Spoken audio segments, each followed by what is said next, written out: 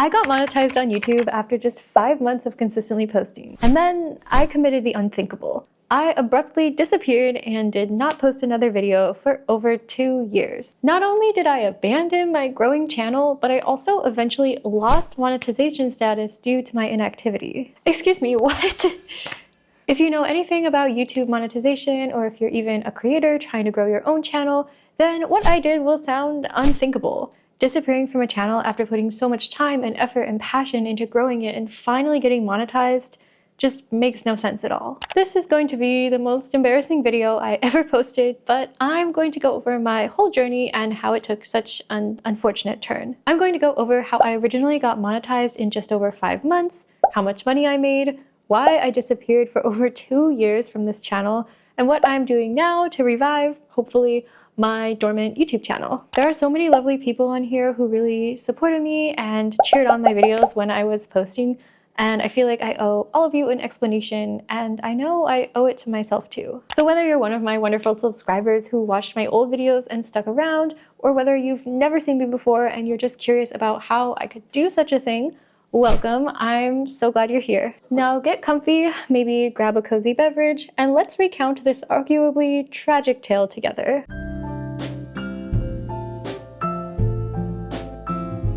First of all, hi, my name is Kendall. I graduated from Yale in 2024 with a bachelor's degree in psychology and a certificate in statistics and data science, and I'm now living in the Bay Area. But I started this YouTube channel back in January 2023 when I was still a college student. I had actually been wanting to start creating videos for a very long time, but had been too afraid of what people would think.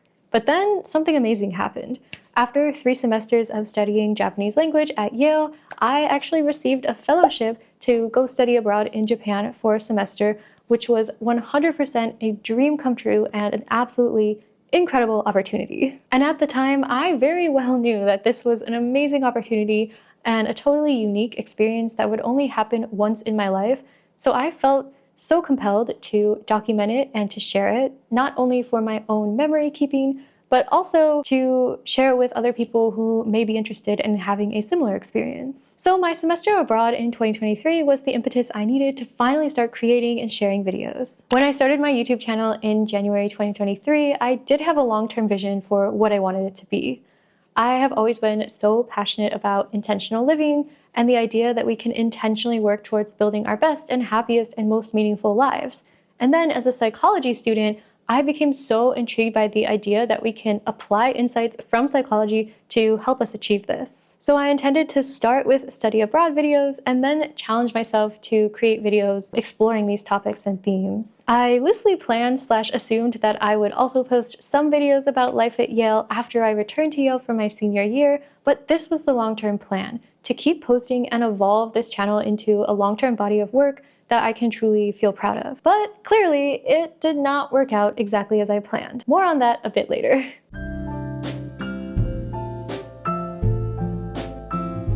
So let's talk about how I monetized my channel just 5 months after starting. I'm going to go over my exact timeline, including how many times I posted and how many subscribers I gained each month, so you can see what the monetization journey might realistically look like. I know this kind of information was super helpful to me when I first started on YouTube, so I hope that it will be helpful and informative to someone out there.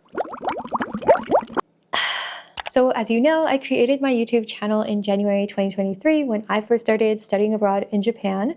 I posted my very first video on January 19th, 2023.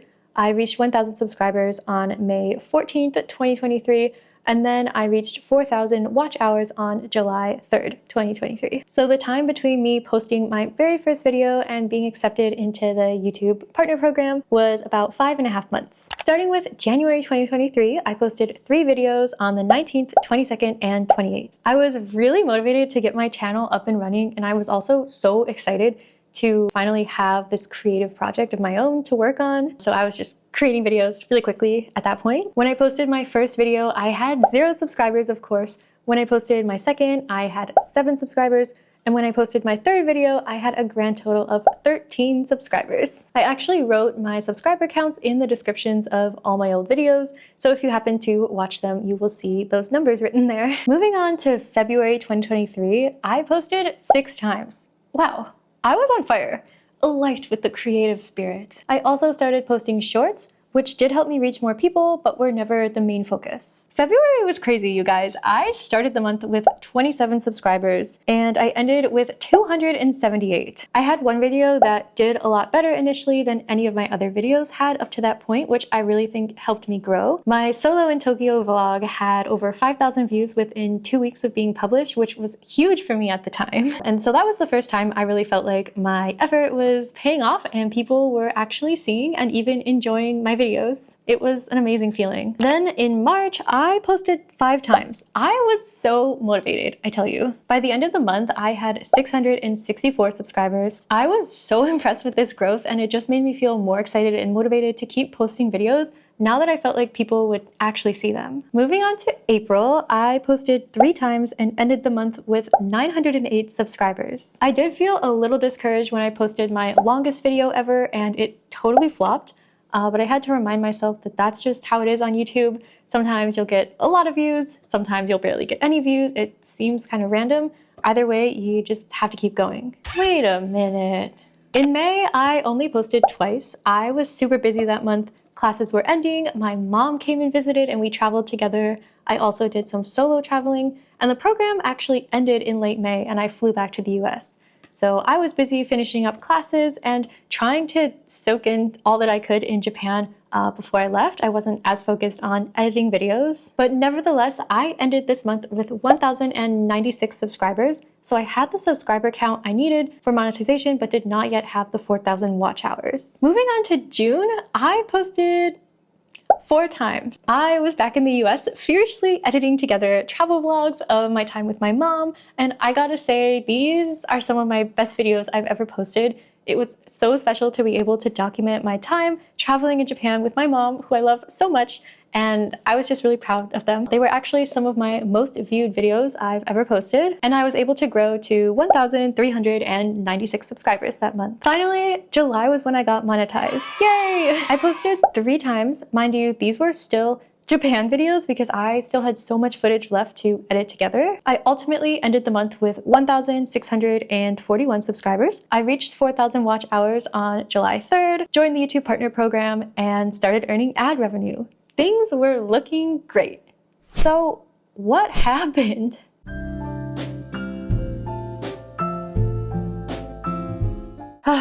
This part of the video is the reason why I have put off filming this video literally every single day for the past month. Even though it's been more than 2 years, I still feel really upset and sad and mad at myself when I think about how I just stopped posting. And I think about all the opportunities that I wasted and the videos I didn't make and the revenue I didn't earn and the ideas that I didn't explore and just all the potential that I wasted. Like honestly, the opportunity for me to keep creating videos was right there in front of my face. After Japan, I returned to Yale for my senior year, and I was planning to create vlogs about my life as a Yale student, which tend to be really popular and do really well on this platform, and would have been such a great way for me to document the remainder of my time at college before it was over. But I didn't create a single video. So why? Why? Part of me is still wondering myself, but I'm going to do the best to explain the reasons why I stopped posting. I genuinely feel so embarrassed to talk about these things, but I really want this to be a channel that's real and authentic, where we can have these conversations about real human experiences without feeling ashamed for not being perfect and for being human. I also feel like if I'm going to ask you to watch my videos and care about my channel moving forward, then I at least owe you some transparency. I'll start with the easier reasons why I stopped posting on here and then move on to the ones that are a little harder to talk about. First of all, although I did have a long-term vision for this channel like I talked about, up until this point, all of my videos had been about my time in Japan, so any new content would have been a big change from my existing videos. And I was still trying to figure out exactly what type of videos I wanted to create moving forward, whether I wanted them to be mostly vlogs or more discussion-based content. All in all, I felt kind of creatively paralyzed. I also started to feel shy about filming videos for the first time since starting my channel. When I was in Japan, I really did not feel shy about making videos, because I was having such a unique and special experience that it just felt so natural to document and share it. But then suddenly I'm back at Yale in my normal life, and I'm suddenly afraid to be seen trying. I started to feel nervous about what people would think if they saw me filming on campus or heard me recording a video in my room, or even saw one of my videos. This really came as a surprise to me because previously I was not afraid to be seen creating content, but suddenly I was. And now for the reasons that are a little harder to talk about, but I believe even more important to talk about. To put it simply, senior year was a weird time for me. It should have been this amazing time for me to plan my future and enjoy college to the absolute most before it was over, but honestly, it was kind of a dark time for me. And I feel so bad saying that because as a student at Yale, I had something that so many people dream about and work so hard for, myself included, and I feel like I should have been just bursting with joy every single day that I was there. But in senior year, that was not my reality. When I started senior year, I still had not fully figured out exactly what I wanted to do after college. And I feel like I spent most of the year just anxiously panicking about this and feeling so overwhelmed by all the different life paths that were open to me then, but would not be open to me forever. And feeling so bad about myself for not having it figured out yet. I honestly felt so worthless during this time. I felt so bad about myself. I felt so sad and anxious. I couldn't concentrate half the time. I was crying way too much. And I was also so ridiculously sleepy for some reason that a doctor recommended I get a sleep study done to test for possible sleep disorders. Overall, it was not a good time. On the outside, I seemed like I was fine, I think. I attended my classes, I still did all my assignments, I did well, I studied a lot, I saw friends and classmates, I did freelance tutoring, I had a leadership position, and I was also very involved in the research lab I was in and in doing my senior project, which I really enjoyed so much and I honestly miss. And also, some days were better than others, of course, so I convinced myself that I was fine, even though I really wasn't. My anxiety was just out of control.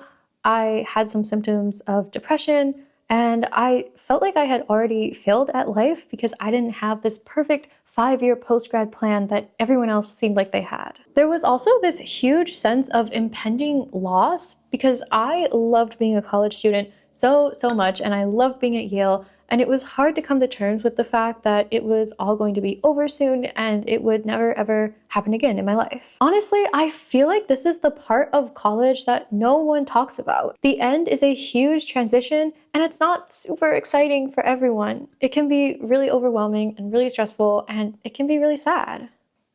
At Yale, there was this very clear and persistent message to freshmen and sophomores, and oftentimes even juniors, that said, you don't need to worry about life after college now because you have so much time. You'll figure it out, don't worry. It was honestly like a mantra on campus. You have so much time. And then suddenly you become a senior and the new messaging is you need to have figured out by now what you're going to do after college and for the next several years of your life, or you're already behind in life. I did not have this, so I spent every day feeling like I had somehow done everything wrong, so therefore must be something truly deeply wrong with me. So that was me during my senior year. Even though I consciously wanted to keep creating videos, I was not in the right headspace to do so. I did not want to create videos about life as a senior in college because I was so ashamed of myself for not living up to the standards that I saw upheld for seniors in college. I also did not want to make day in my life vlogs because I was living a lifestyle that did not feel super inspiring or aesthetic to me. It wasn't even something that I would want to watch myself. Most of the time, I wouldn't have even wanted to be on camera because I was sleeping poorly, I was crying too much, and definitely did not feel like I looked my best. Ultimately, I did graduate and settled into post-grad life, but by that point, I felt too ashamed to come back and start posting videos again after having ghosted this channel and giving up those opportunities for a year. I also started working a pretty demanding full-time job, so for a long time, I just felt like I had no more energy and no creativity left to devote to my own project, so my absence continued. Until now, of course.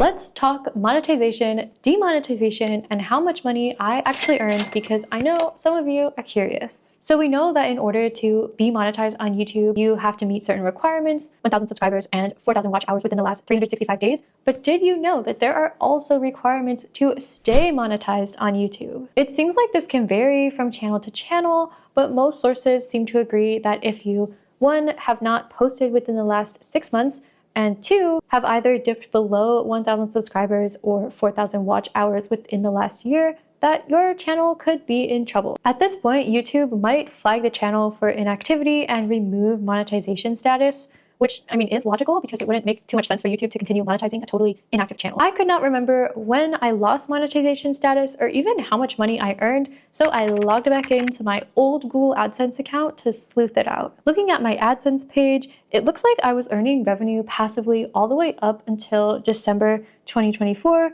which is presumably when my watch hours for the previous year dropped below 4,000. I stopped posting pretty soon after I even got monetized, so I never had the chance to really make much money in the first place. AdSense revenue typically starts at a very, very low amount and then will only grow if you continue uploading videos and gaining more and more views over time. So I was not surprised to see that while monetized, I made a grand total of $204.64. More than half of this was earned in the second half of 2023, and then the rest was earned very, very slowly throughout 2024. Also, when I logged into my old AdSense account, I noticed something. I never actually got my money. It looks like I never even finished setting up my payment method, so my money has been just patiently waiting there in this AdSense account ever since then. I think I'll go get my $200 now. Thank you. It's honestly kind of cool to see that I earned any money at all since I was not uploading during this time with the exception of a few videos within the first few months. So this was pretty much all passive income. But still, there is so much that could have been.